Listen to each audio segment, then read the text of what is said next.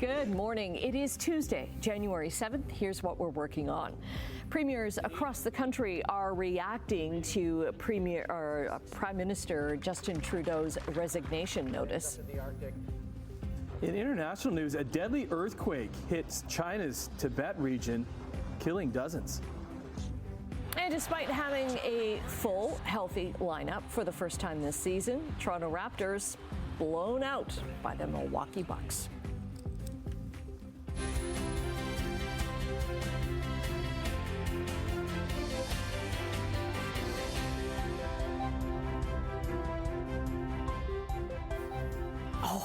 Come on in and warm up because it is so cold outside this morning. Good morning. It's going to wake you up as you walk out. Yeah. That hits you like a frozen brick wall. Yeah, and we can't seem to get rid of that wind. I've been watching this camera behind me. It is just doing that in the wind today. So it is the wind chills that are really getting us here this morning, and what we've been getting for the past few days. Today we're sitting at -7 to start the morning. That's cold, but it's not a seasonal overnight low. Seasonal is -9, so we're on the mild side if you want to think of it that way. But the wind chill right now is cold. It's about -13 to -15 depending on where you are. But today we're going to climb to -4 and a wind chill about -16. That wind is going to pick up even stronger as the day goes on. We're getting some light snow flurry activity right now, but it'll be a mainly cloudy sky with chance of flurries as we continue through the day. And we'll talk about that coming up. Looking at traffic. The camera's not too bad right now. I was talking about how it was shaking. Well, it's not doing it right now, but that's a look at traffic. The 403 and Waterdown Road, that's our camera, doing okay. We do have a collision on the 403 at the Link. Trying to come down the Ancaster Hill, so be careful of that. We don't have a camera there. Let's go to some MTO traffic cameras. Here's the Red Hill Creek camera. As you can see, Toronto bound away from us doing fine there. Nothing at the top of the Burlington Skyway Bridge, all doing okay. Bronte Road looks good going Burlington to Oakville. Not a lot happening except that problem, as I mentioned, on the 403, trying to go past the Link to go down the escarpment. We have a collision there. We'll keep our eye on that. We'll look at weather and traffic coming up.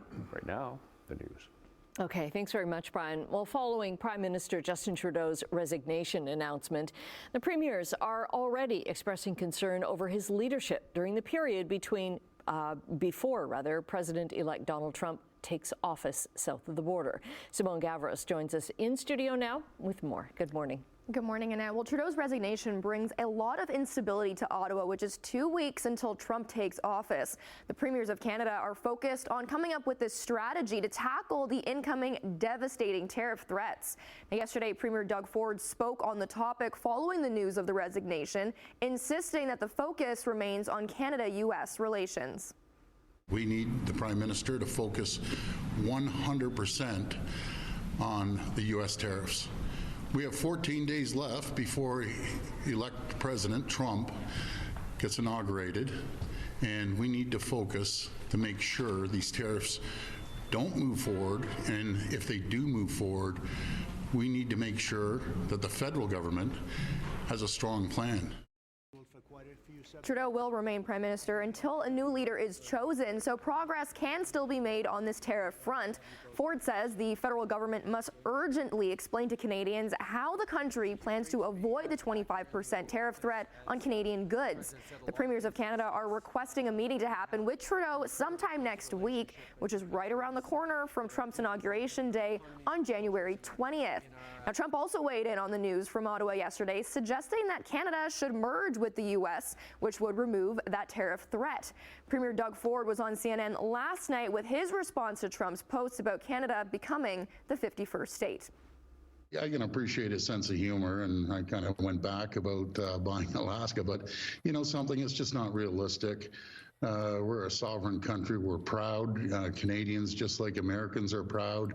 What I want to do is make sure that we build a fortress AMCAN, making sure that we're the strongest and the richest and most prosperous two countries in the entire world.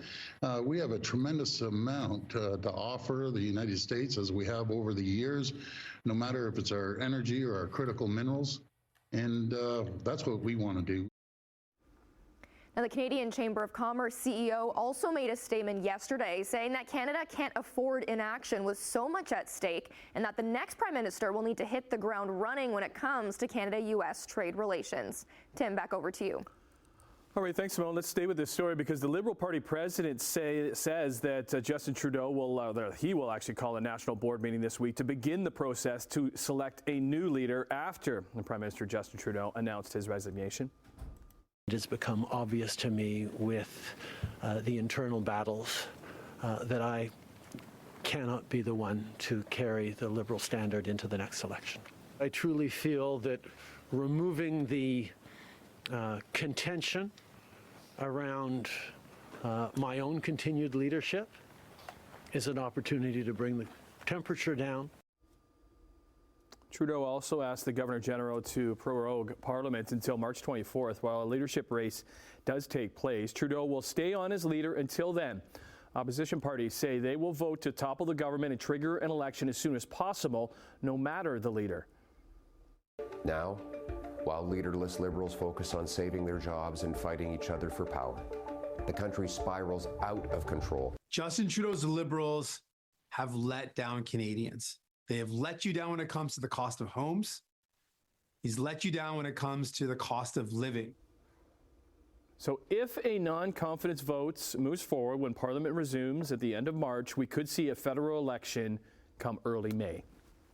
And while no one has officially announced their intentions yet, there are several possible candidates to replace Trudeau as Liberal leader. Early polling shows Chrystia Freeland is in the lead. The former finance minister and deputy prime minister resigned her cabinet post in early December, citing a rift between her and the prime minister. Another top contender is Mark Carney. He has no political experience, but he is the former Bank of Canada and Bank of England governor. In the last months of Trudeau's tenure, Carney acted as a special advisor. Oakville MP Anita Anand is expected to throw her hat into the ring. She's currently serving as Transport Minister and Internal Trade Minister. The Minister of Innovation, Francois-Philippe Champagne, is considered a more moderate pick because of his business background. Foreign Affairs Minister Mélanie Joly has reportedly had aspirations for party leadership for years. She is leading Canada through the Israel-Hamas war and Russia's invasion of Ukraine. And Dominic LeBlanc is another option. The Trudeau ally stepped into the role of Finance Minister last month following Freeland's resignation. Well, Norfolk OPP are asking for help as they investigate a series of suspicious fires. The latest happened around 3:30 yesterday morning on Wyndham Road 11 in Delhi. The barn fire caused an estimated $150,000 in damage. This is the 8th suspicious fire in Norfolk County since late November. Barns, greenhouses, empty homes, and other outbuildings have been destroyed or badly damaged in these fires. The OPP are asking anyone with surveillance cameras or any information to come forward. Crews are going to try again tomorrow to try to free a ship stuck in the St. Lawrence River. Yes, there's another one stuck there. The MV Makoa ran aground Christmas Eve with 20 crew members on board. The dry bulk carrier, loaded with corn, was on its way from Montreal to Ireland. The carrier is outside the navigation channel and should be completely emptied of its cargo later today. This is the second Laker stuck in the St. Lawrence this winter after another was freed earlier last month. All right, let's get into sports. Raptors back on their home courts last night, and for the first time this season, they had their projected starting lineup finally playing together with the trio of Scotty Barnes, RJ Barrett, and Emmanuel Quickley being called BBQ, making their season debut together. Turnover, here's Scotty. Bars a windmill dunk on a Monday night at the bank. Started out okay against Giannis and his Milwaukee Bucks as one of the Bs in Barnes steals it from the Greek Freak and throws down the windmill dunk in the first. He would finish with 21 points. The other B in Barrett would finish with 25, while the Q in Quickley, he only had 11. This one quickly became about Giannis and his Bucks, as he and Damian Lillard, they would take over. Antetokounmpo, he had a low scoring night with only 11 points, but had 12 rebounds, 13 assists for his 4th triple-double of the season. Milwaukee, they hammered those Raptors, 128-104. The Raps fall to 8-28 with only one win in their last 14. They are off to the Big Apple next as they face off against the Knicks tomorrow. Curling is Suzuki. So is Hudson. Lane Hudson, Suzuki. And a shot, he scores! To the ice, all-Canadian matchup in Montreal. The Canadians winning again thanks to their captain, Nick Suzuki, scoring in overtime against the struggling Vancouver Canucks. Habs, they're streaking right now. They win 5-4. That's their 5th win in 6 games, 8 in their past 10. They now find themselves in a playoff spot in the East. Canucks, they have a busy week with a game in Washington tomorrow before heading to Toronto on Saturday. And speaking of Washington and those Capitals, their captain, Alex Ovechkin, chasing the Great One's all-time goals record. He was just down the road in Buffalo last night to face the last-place Sabres. He would be held scoreless on the night. So he is still 23 back of 894 on the all-time goal record. Sabres sitting in last place in the Atlantic gave their fans something to cheer about. Tage Thompson would hammer that one home to put Buffalo up. Caps would tie it. Overtime solved nothing. We got a shootout. Alex Tuck and J.J. Parayko scored to give the Sabres a 4-3 win. So the Sabres take the game. Real highlight, though, last night on the ice came from the Devils goalie, Jacob Markstrom. Hamilton recovers to get in front of Tolvanen. Here's the trailing right back door. He got it! Oh, what a save! Yeah, in Seattle, we could have a contender here. Save of the year. Markstrom makes an unbelievable save on the Kraken forward. This is probably a better look here. Reaching back to rob him of a sure goal. Up in New Jersey to a 3-2 win. The 31-year-old, that wasn't his only great save of the night. He would make another one a little bit later as he's able just to get his paddle. That's amazing. Keep that out. So only 21 saves, but a couple of beauties right there. That's what he's paid the big bucks to do, I guess. All right, 12 minutes after 6 o'clock. It's the 7th morning of January, and it is cold this morning. We'll talk about the details on that coming up. But first of all, look at traffic. Here's the 403 and Waterdown Road. Toronto bound busier than the other side, but moving okay. Where we do have a situation is on the 403 trying to come out of Ancaster to go down the hill. It's right around the link. We've got a problem there with a collision involving a couple of vehicles. All right, let's go to some MTO traffic cameras. Let's go into St. Catharines. Hey, we can see here today. Yesterday, this camera was completely covered in ice. The other camera on the east side as well. But as you can see now, things are moving nicely there. No problems. Red Hill Creek looks good. North of 2, all the way through east of Royal Windsor Drive and on to Etobicoke Creek. Nothing to see. Just some greasy roads this morning because of the light snow that we're getting at the moment. That's what we have right now. And the temperature right now is -7. Now, I know it's cold, but that's still above seasonal for an overnight low. So -7. Look at those winds. They're really picking up already. They're west-northwest 22 to 38. Makes it feel like -14. So you'll notice that when you step outside this morning. We do have some flurry activity for school today.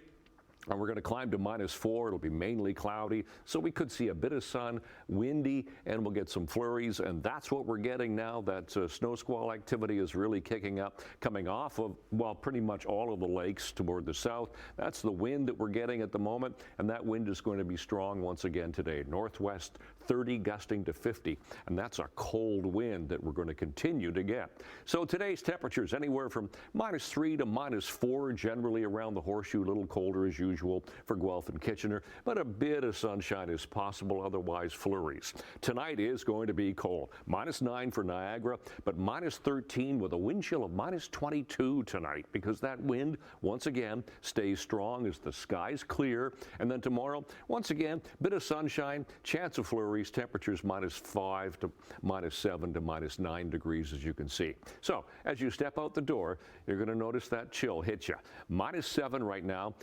Wind chill, as I mentioned, -14 because that wind is strong, cloudy with some light snow. And we'll check long range, of course, for you coming up in a few minutes. Okay, we're going to say good morning to Louis Butko. He's filling in for Emily this week with a preview of what's to come in Chit Chat. And in business news, we'll take a look at how the Canadian dollar and the markets reacted after Justin Trudeau's resignation. 6:16 right now. We join Louis Butko with a preview of Chit Chat. Good morning. Well, there is a wedding bells in the future for one Hollywood couple, while another finalizing their divorce. That's so Hollywood right there, isn't it? Yes. Yeah, right. I feel like I should be like Mario Lopez. Well, one Hollywood couple saying, yeah. Right. Well, the beloved donkey that inspired the donkey from Shrek, it has died. So we'll tell you a little bit about Perry the donkey. I didn't know that there was a real inspiration. There was a real inspiration. We'll show you it. He was 30 years old, which you think is like, oh my gosh, that's so old for a donkey. That movie came out 25 years ago. So he was just a baby. And Oreos releasing some new flavors. We'll highlight some of our favorite Oreo flavors coming up in Chit Chat. Who voiced the donkey? Was it Eddie Murphy? Eddie Murphy. Eddie Murphy. Eddie Murphy. And there's a new one coming out, I believe. A new Shrek. How many is there? There are 4 Shreks, right? Yeah, Shrek so this will be 5. This will be number 5. Yeah. Pretty good. We'll get into it on the couch. Yeah, buddy. Okay. See you guys. Well, after jumping half a cent on news of Justin Trudeau's resignation yesterday, our dollar is up another 20 basis points this morning in overseas trading. Right now, it's set at 69.9 cents U.S. Gold is up $5.60, and crude oil is down 40 cents to $73.16 a barrel. Let's check midday trading in Europe, where markets are down in London, but they're up a bit in Frankfurt and Paris. All right, off to, can I just clear my throat here? Go ahead. Do you want me to? There we go. I think I'm good. Okay. Just a little tickle in there. Oh, the winter, huh? Okay, in Asia, markets are up in Tokyo, down in Hong Kong, and up slightly in Shanghai. Let's get to the North American markets, because that's where all eyes were with the resignation of Trudeau yesterday. TSX not off all that much. You're going to have more on that in a second, though. To Wall Street, Dow Jones down 25. NASDAQ had some big gains of 243. And actually, Canadian oil and gas stocks had slight gains following the announcement of Prime Minister Justin Trudeau's resignation. The oil and gas sector, it's had a rocky relationship with Trudeau over the past decade because of his proposed oil and gas emissions caps. While the federal government under Trudeau's leadership made a big investment in the sector through its Trans Mountain pipeline purchase in 2018, it also introduced a number of policies seen as being hostile to the oil and gas industry. Well, a series of changes proposed to capital gains by the Liberal government, they're seemingly dead in the water after Trudeau's move to step down and prorogue Parliament. However, Canadians might not be off the hook when the country's tax collectors just yet. The changes would have raised the portion of capital gains on which companies pay tax from 1/3 to 2/3 if passed before prorogation, and applied to individuals with capital gain earnings higher than $250,000. CIBC Private Wealth Managing Director of Tax and Estate Planning says clients should prepare to pay the higher capital gains taxes since the CRA previously told accountants it would start applying the proposed measures on capital gains realized on or after last June 25th, with no update given since then. We seem to be less pessimistic about Canada's economy than in previous years. A Polaris Strategic Insights poll that was taken before Justin Trudeau announced his resignation shows 70% of respondents still believe the country is in a recession. But that's down from 82% last year. The survey also shows fewer Canadians expect to fall behind financially in 2025. 56% still feel the economy is in worse shape than it's been in decades. Food costs are the biggest pressure point, while housing expenses weigh heavily on most younger Canadians. Well, the provincial agency that provides legal help for low-income Ontarians is planning to expand eligibility for its services. Legal Aid Ontario's 3-year plan aims to help more people access criminal and family legal aid while easing the backlog in criminal courts. So some lawyers are applauding the changes, but the president of the Criminal Lawyers Association says while the changes are long overdue, more needs to be done to ensure criminal defense lawyers are compensated fairly and given enough time to work on complex cases. Okay, taking a break right now. We've got a panda story coming up. We do. Very excited. Well, I think it's the first of the year. I'll have to get clear out this throat of mine and get ready for that saga. Brian has your traffic and your 7-day forecast as well. 6:24. Good morning. Let's start with a collision I can show you. This is the it's actually the camera at the 410 and the 401. But what you're seeing here is the ramp from the 403 trying to come up from the 403 going through Mississauga to head to the eastbound 401. No emergency crews on the scene yet. It looks like 4 vehicles involved in this. One kind of nosed into the ditch there. So that's one problem that I can show you. And then even as you get past that, you get further along. Look at the problem here. A little further along at Tompkin. Yeah, it's just jammed through there. Okay, back into St. Catharines. Garden City Skyway East looks good.